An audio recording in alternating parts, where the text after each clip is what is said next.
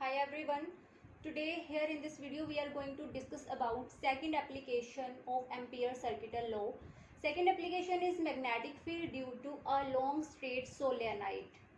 अब हमने कोई लॉन्ग स्ट्रेट सोलेनाइड है हमारे पास, उसमें हमने क्या फाइंड आउट करना है, उसके लिए मैग्नेटिक फील्ड फाइंड आउट करना है। अब सबसे पहले हम ये डिस्कस करेंगे कि सोलेनाइड होता क्या है। What is solenoid? Solenoid is a tightly wound helical loop from an insulated wire such that its length is very large as compared to its diameter. ये है क्या? tightly wound की हुई है tightly from an insulated wire, और जो इसकी length होएगी वो इसकी डायामीटर की कंपैरेटिवली बहुत ज्यादा होएगी। सो एक मतलब जो वाउंड की हुई है किसी इंसुलेटेड वायर से, उसकी जो लेंथ है वो उसके डायमीटर से बहुत ज्यादा है, तो इस सिस्टम को हम क्या बोलते हैं? सोलेनाइड। अब सोलेनाइड सबसे पहले इसमें क्या है कि कोई सोलेनाइड है, इसमें जो नंबर ऑफ टर्न्स है, वायर की नंबर ऑफ टर्न्स है वो हमने स्मॉल n कंसीडर करनी है, और जो इसमें से करंट पास हो रहा है वो क्या है? I करंट पास हो रहा है। और ये जो है मैग्नेटिक फील्ड जो स्ट्रेट सोलेनाइड में ऐसे है जैसे कि मैग्नेटिक डायपोल द्वारा प्रोड्यूस करते हैं ये मैग्नेटिक फील्ड। अब B इसका मैग्नेटिक फील्ड है, जो लेंथ है इसकी वो क्या है? L है, कैपिटल L। तो जो मैग्नेटिक फील्ड है वो inside the solenoid from A to B, इस साइड जो है उसकी डायरेक्शन है, करंट जो है वो I फ्लो कर रहा है, इसकी लेंथ टोटल कितनी है? L। अब स्ट्रेट में हमारे पास सर्कुलर पाथ था, यहाँ पे जो है एक रेक्टेंगुलर पाथ बन गया ABCD इन अ सोलेनाइड। तो जो टोटल इसका है magnetic line integral of magnetic field वो क्या होएगा? क्लोज इंटीग्रेशन ABCD, टोटल जो रेक्टेंगुलर पाथ है उसके अकॉर्डिंगली होएगा। और ये एम्पियर सर्किटल लॉ के अकॉर्डिंग क्या होता है? म्यू नोड I, बट यहाँ पे हम क्या लेंगे? Mu node N L I। ये हमने क्यों लिया? क्यों? क्योंकि जो स्टेट कंडक्टर था वहां पे तो डायरेक्ट म्यू नोड I आया है सिंगल टर्न के लिए, तो नंबर ऑफ टर्न्स होगी यहाँ पे n, तो वो बढ़ गया एक तो n। फिर उसके बाद वहां पे जो यूनिट लेंथ थी यहाँ पे जो है L इसकी लेंथ है, तो वो उसके साथ मल्टीप्लाई होगी। तो स्ट्रेट सोलेनाइड पे हम एम्पियर सर्किटल लॉ को क्या लेंगे? उसका formula close integration ABCD, mu naught I की जगह क्या लेंगे? n, एक तो साथ में आएगा नंबर ऑफ टर्न्स, और L जो है इसकी लेंथ ऑफ सोलेनाइड या लेंथ ऑफ ये A टू B जितना भी है हमने कंसिडर किया हुआ है, लेट इट बी L, तो वो साथ में आ गया mu node N L I। Let it be equation number 1। अब ABCD जो क्लोज इंटीग्रेशन है वो 4 पार्ट्स में डिवाइड होएगी।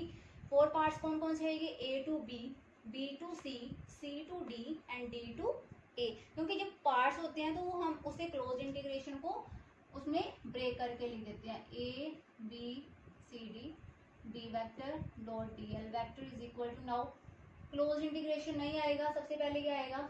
AB B vector dot DL vector. Second part B to C B vector dot DL vector plus C to D B vector dot DL vector plus fourth part D to A B vector dot DL vector. अब हमने ये dot product हटाना है, इसका dot product हटाएंगे तो क्या आएगा? Cos of theta. अब सबसे पहले अगर हम ये इसकी लेंथ है AD की, ये BC की लेंथ है, ये AB और CD की, तो पहले BC और AD मैग्नेटिक फील्ड के साथ इन लेंथ का कितना एंगल बन रहा है?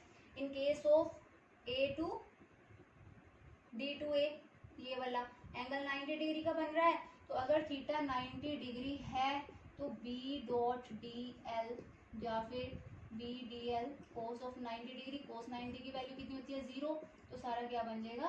0 बन जाएगा। ठीक है जी, ये इसकी वैल्यू कितनी होगी 0। तो मतलब ये वाली टर्म D2A ये वाली टर्म भी 0 बन गई, और जो कौन सी है B2C ये वाली टर्म भी 0 बन गई। अब रह गया C2D और A2B। C2D सोलेनाइड के बाहर है, वहां पे मैग्नेटिक फील्ड नहीं है, तो जो C2D वाली टर्म है ये भी क्या बन गई हमारे पास 0, क्योंकि it is outside the solenoid, तो no value of magnetic field will be there, so ये भी क्या बन जाएगी हमारे पास 0। सो तीनों टर्म जो है ये भी 0 बन गई, ये भी 0 बन गई और ये भी 0 बन गई। हमारे पास सिर्फ क्या बच गया, close integration A B C D B vector dot D L vector is equal to ये आ गया A B vector dot D L vector. अब इसमें क्या होएगा, बी और डी एल सेम डायरेक्शन में है, तो क्या लिख लेंगे हम इसे B D L cos of 0 degree, क्योंकि जो है सेम डायरेक्शन में थीटा 0 डिग्री हो जाएगा, तो हम बच गए सिर्फ बी और डी एल इसके साथ। इंटीग्रेशन बी डी एल, यहाँ पे हमने लिखना है A to B, sorry A to B, यहाँ भी क्या लिखा ए टू बी। अब मैग्नेटिक फील्ड कांस्टेंट है A to B D L. अब A to B D L small portion, total कितनी होगी इसकी, ये कौन सा सरकमफ्रेंस है, ये तो लेंथ है, तो जो है इसकी वैल्यू कितनी आ जाएगी एल।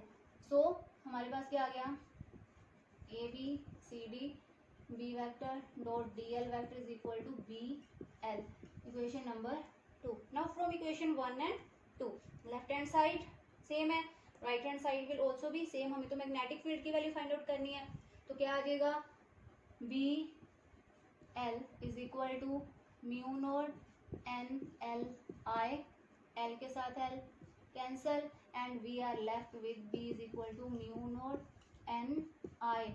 अगर ये तो आ गया हमारे पास फॉर बोथ एंड्स, अगर हम उसे एक एंड पे, ये सेंटर पे है, अगर हमने जो मैग्नेटिक फील्ड है एक एंड पे फाइंड आउट करना है तो क्या आएगा at one and half mu naught N into I, ये एक एंड के लिए है अगर एंड पे हमने मैग्नेटिक फील्ड फाइंड आउट करना है।